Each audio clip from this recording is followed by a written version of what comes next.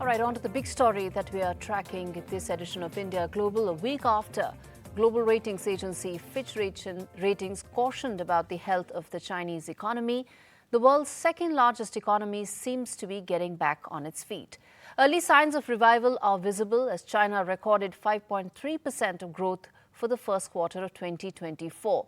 The numbers are better than what estimates seem to suggest and indicate that manufacturing sector is pulling up the Chinese economy. In fact, the three sectors that are contributing to the Chinese growth are electric vehicles, solar panels and batteries. Incidentally, these are the very sectors that are causing trade tensions between China and the developed markets of US and EU.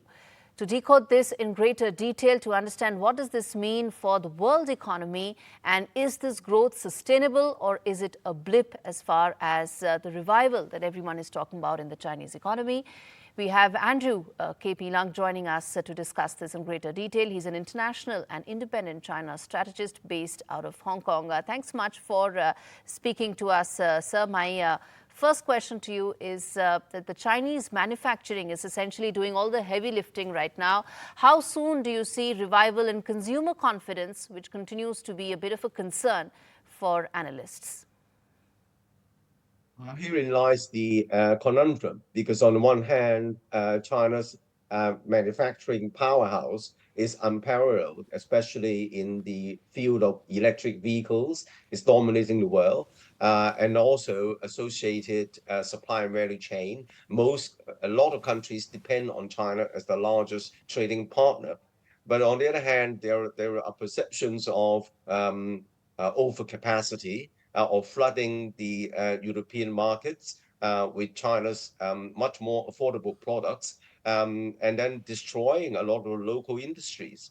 And secondly, China's economy is still facing a lot of headwinds in terms of the recovery of the property bubble, but also boosting up the domestic consumption as youth unemployment is still a huge problem, because the oversupply of university graduates and then the number of jobs does not necessarily match the number of talents produced by the universities. And then, of course, a lot of the young people choose not to get married, not to have children, and this, of course, exacerbate the demographic crisis. So I think that there are a number of hidden challenges which the Chinese government is trying to overcome. There are indeed a fair bit of headwinds for the Chinese economy, and you touched upon these right now, both as far as the subsidy mechanism that China has and, of course, the property market as well. Let's take them one by one. First, the property market continues to remain a concern. Property sales are down almost 27%. Property investments are down almost 10%. What's the outlook on the real estate sector, given that almost 7 out of 10 Chinese households have their wealth tied to this? Well, the Evergrande crisis is now calming down, but it's still a lot of overhang because it's a huge problem. It's not going to disappear just like that.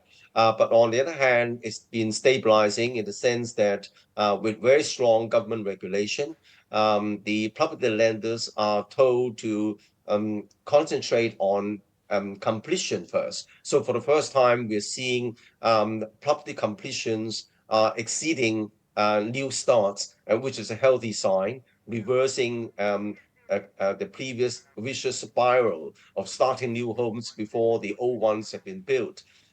So I think there is a stabilizing there, and that the government is putting a lot of money addressing a lot of the property debt overhang, trying to stabilize the situation. So but on the other hand, the property market is Andrew, very quickly, as far as the EVs and the solar panels are concerned, the subsidy mechanism is still there. China refuses to unwind that entire mechanism. Do you see that leading to greater trade tensions? Because these are the very sectors that are actually propelling the Chinese economy right now. Well, strangely, the manufacturing sector it does not rely entirely on a subsidy. That the reason why that China's products are so competitive is because China has the world's largest and most complete supply and value chain. That's why a lot of the products produced around the world, even though they're not marked "Made in China," have China embedded in it in terms of parts, components, materials, and logistics. And seven of the world's 10 largest container ports are in China, including Hong Kong. So I think that China's strength in manufacturing does not lie in subsidy. It is complete and very efficient economy of scale, the supply and value chain. But on the other hand, just relying on manufacturing, as I said, is not the answer. China must grow its home consumption, but it's still a long time to go there.